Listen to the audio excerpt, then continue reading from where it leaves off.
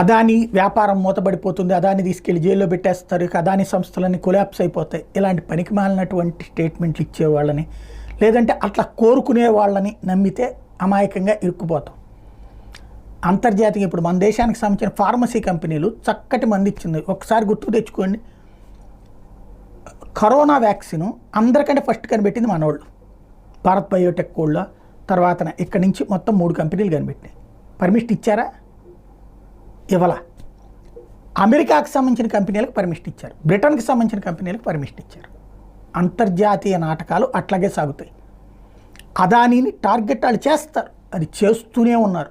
దానికి కారణం ప్రపంచమంతా మా గుప్పెట్టు ఉండాలని ఒకప్పుడు రవి అస్తమించిన బ్రిటిష్ సామ్రాజ్యం నడిపినటువంటి వాళ్ళ తర్వాతన అదంతా ఆ బుర్ర ఆ తరహా అహంకార ద్వారా నడుస్తున్నది అమెరికాలోనే. అమెరికాలో